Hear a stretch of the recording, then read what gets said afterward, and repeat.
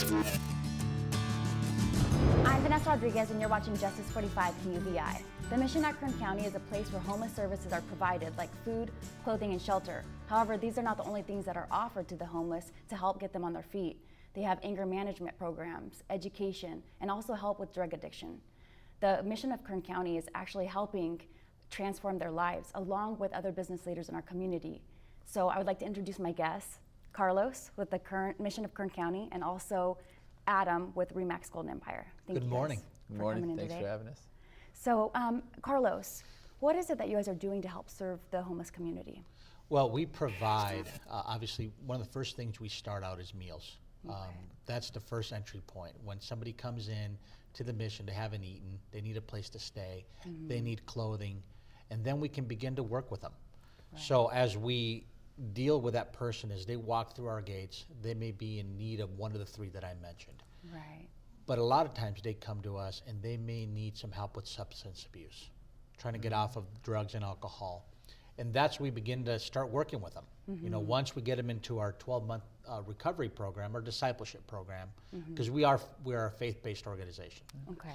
So we help that person, we get them through the gates, and now we have that year-long to work with them.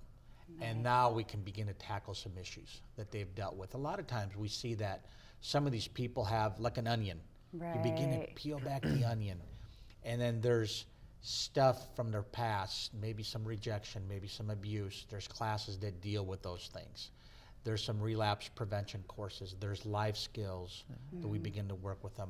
There's education component, because a lot of times these folks have maybe not graduated their high school. Right. You know, we begin to work with them with maybe some law enforcement issues that they've had in the past to help them just get back on track. So it's not it's a one-stop shop where we begin to navigate all those issues with them. So when you talk about the missions helping the homeless population, I mean, you have just a lot of folks in a community that are homeless. Right. You know, and not all of them come through our doors. A lot of them, they may be, you know, maybe having, you know, rules and regulations in place that they don't want to adhere to that prevents them from going there. But we work with the ones that want to adhere to, you know, what's in place for them. So as we look at, we have the bulk of the homeless men population in our city. But after that, we have our recovery discipleship programs for both men and women that we have at the mission. How many people can you guys house for something like that? You know, we have total right now at the mission, if you count all the programs, about 300 people per night stay with us. Wow. So between all the programs. So, you know, it's quite a big operation. I mean, when you look at just the amount of meals that we provide, we nearly provide 200,000 meals a year. Wow. And thousands of clothing articles and people that stay with us. I mean, it's a tremendous amount, but that's that's the need in our community, you know, and that has changed through the years. But it's been an influx, you know, whether the economy, whether it's oil fields or whatever, it has changed a bit through time, and sometimes they're harder than others, but there's still a great need.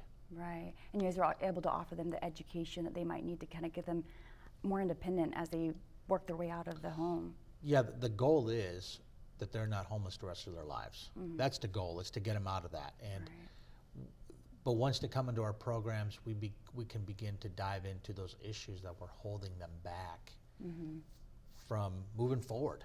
Right. You know, and not being stuck in a certain lifestyle that they've been part of for a long time. And you know, for us, it hurts our hearts when we see these people day after day, month after month, year after year in the same lifestyle. Right. And in essence, they become hopeless. So we really believe as an organization, we're there to provide hope.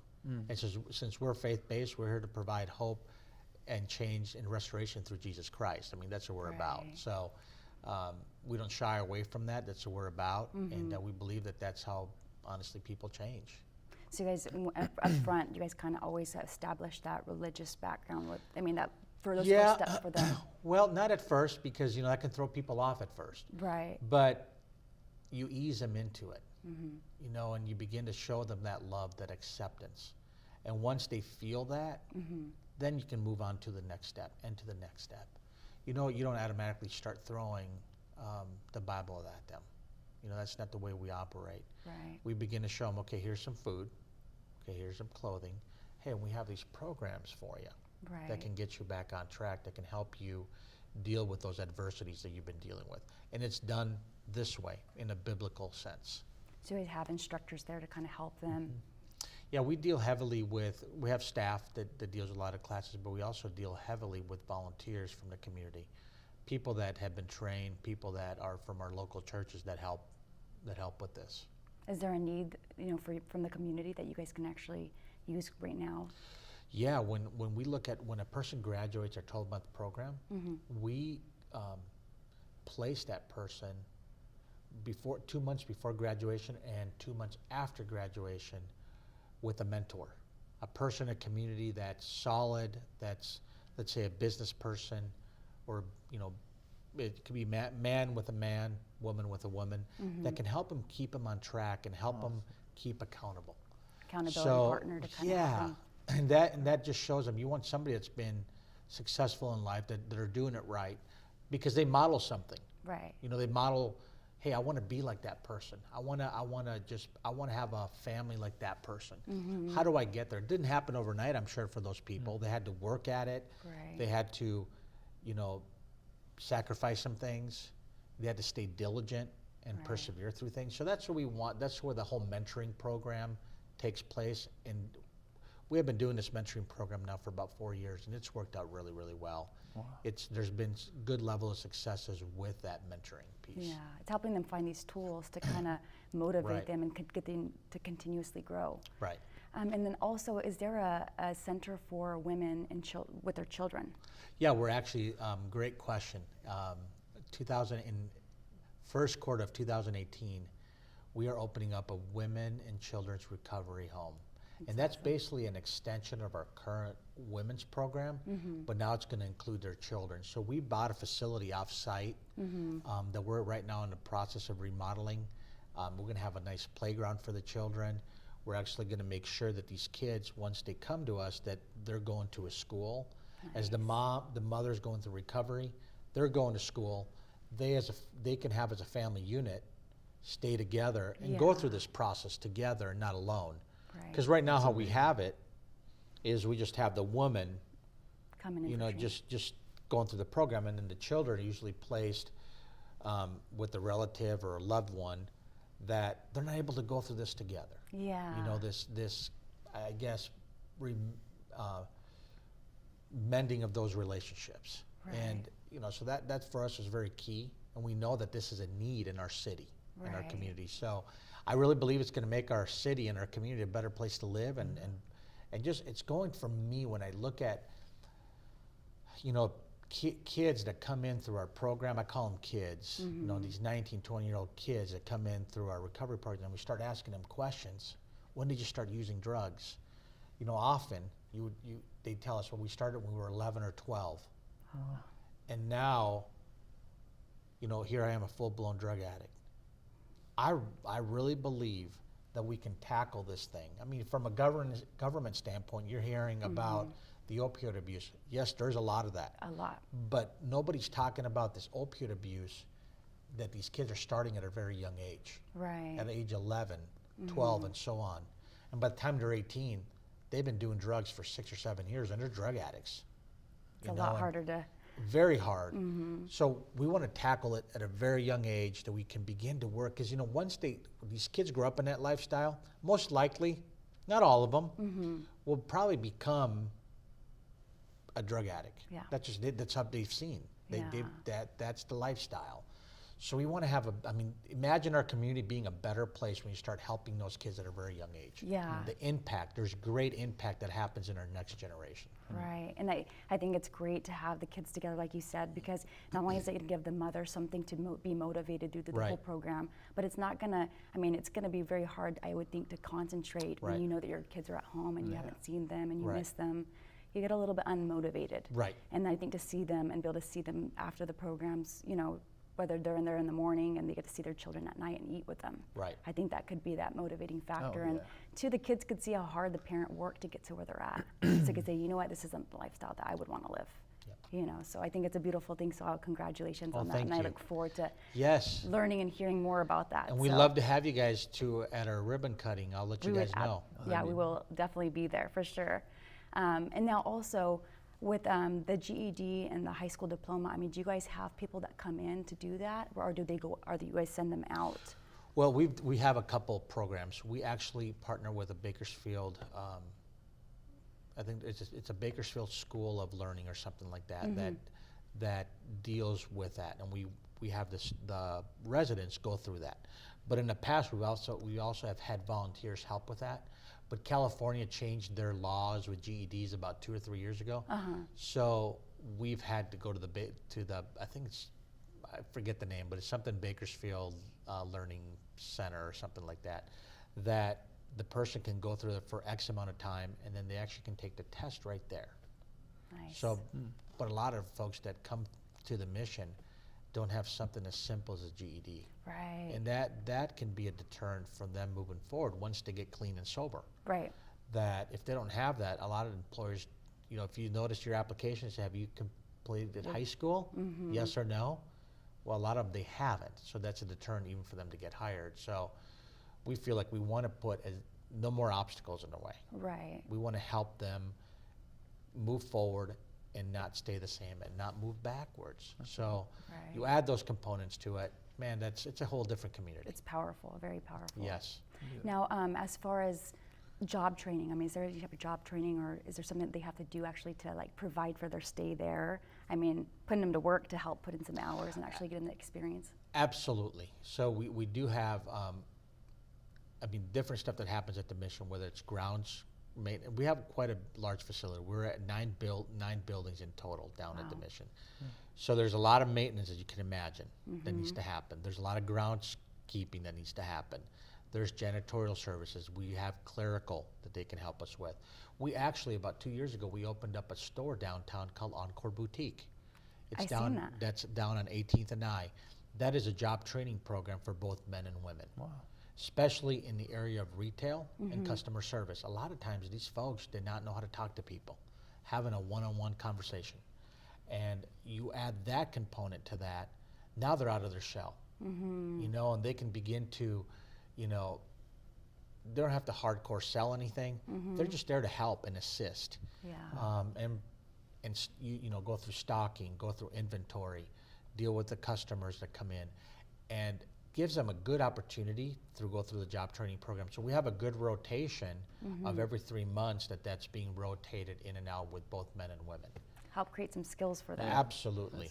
And yeah, so and we've been able to hire some people out of that program that, you know, that we feel like it could be good in retail that we end up hiring. Nice. So it's worked out great. Their location's great. The whole program's great. It's been modeled with something that we've seen in other parts of the United States. Good. So if we can get, for the community, how would they get a hold of you to donate or even to become a mentor? I mean, is there a number that they should reach or online? They can look. They can go to themissionkc.org, or they can call us at 325-0863 for more information. Love to get the community more involved and more engaged in the work that we're doing. And then, Carlos, how did you meet Adam? I met Adam through a mutual friend several months ago. Okay. And immediately when he kind of started telling me about the idea, how he wanted to get involved with the mission and partner with the mission, I thought it was wonderful. I mean, you never see a young guy like that being so passionate about his community. Right. You know, and the cause, and just, I've seen guys come in and just get, you know, they're so excited about something, but they never follow through. Right. You know, and not really, you know, a lot of words. But I see with Adam, he is really following up with what he said he was going to do. Right. Well, Adam, what is it that you're trying to do or accomplish with the mission? Oh gosh, okay. So what we're trying to do, what we will do, I should say, what we are doing is, and I have to be kind of secretive about it because I don't know if the ladies are going to be watching, but we're going to be partnering with them in that we are going to take some of the ladies from the women's program, actually all of the ladies from the women's program, which I believe, is it okay if I say a number? I believe there's about 14. And we are just partnering with, I guess this is a triple partnership, because in my real estate business, what I do at the end of the year is I I partner with my clients. I have a client Christmas party, and every year, as a huge team, we give back. This will be our 4th year so far. I was trying to show Carlos earlier in some videos just what we've done in the past, and I'll give you the information if people want to see, so that they can see that this is an actual thing. This is what we do.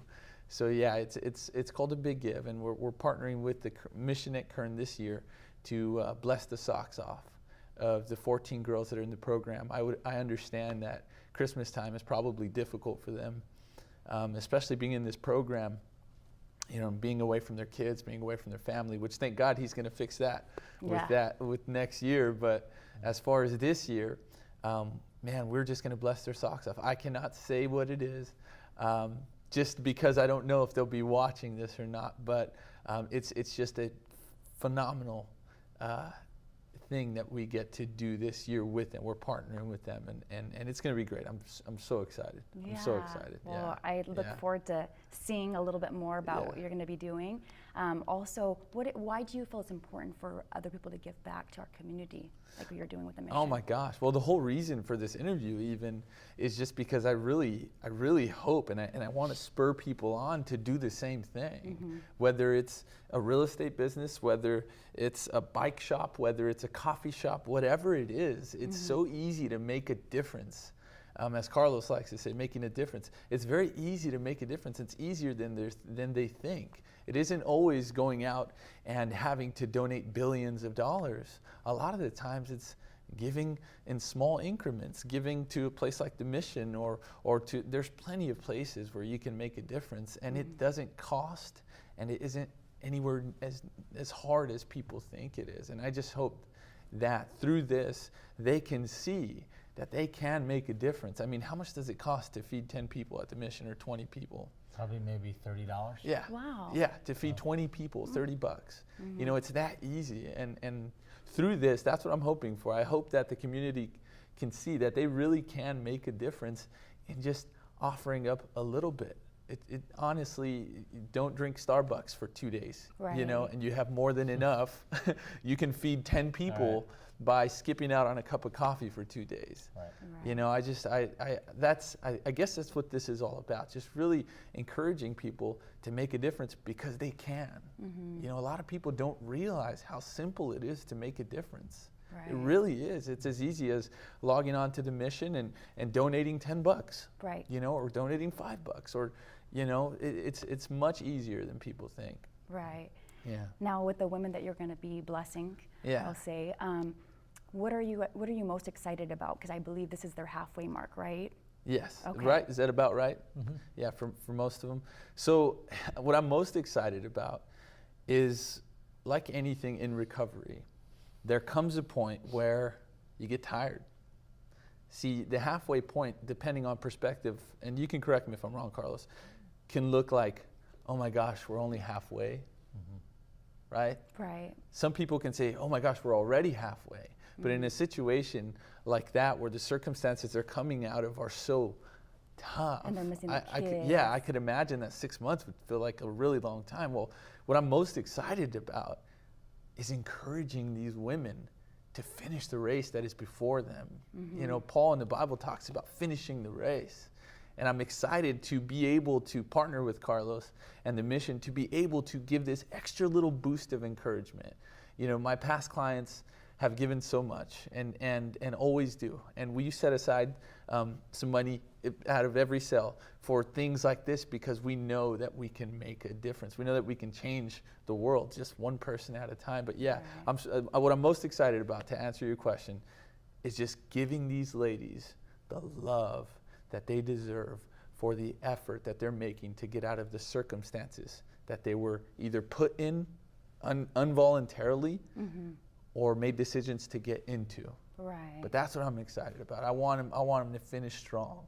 I want them I want, after what we're going to do after this event for them, and I'll give more information if you guys want more information. I'll look at the camera. If you guys want more information, just go to victoradamperez.com and you'll see all the info that I have on there. And if you want to get further involved, you can. We're trying to do one more thing on top of doing something for these ladies.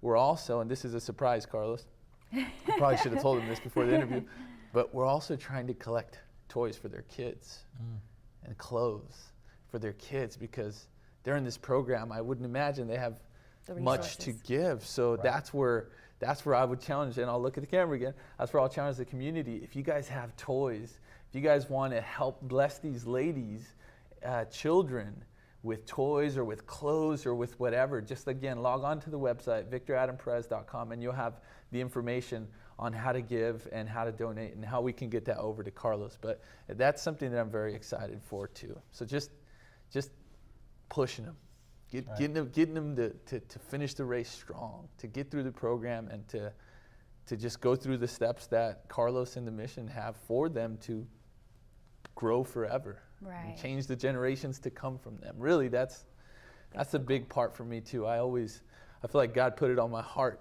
since I was very young to focus on the generations to come. Right. And so when I see a place like the mission changing lives, I don't, a lot of times I don't know if people realize that they're changing generations. They're not just changing a person's life one time. They're changing their kids' lives and their kids' lives. You see, it goes so much further. Right. And I'm so excited. I'm so excited. Well, I'm very excited too, and I'm glad that I got to have you guys here today to share all this information with our community. So thank you guys for both coming in. Yeah, of course. It's my pleasure. Thank you. You're watching Justice 45 KUVI. We ask that you just go out of your way and just find some information about how you can get involved and how you can help. Until then, we ask that you be aware and be safe.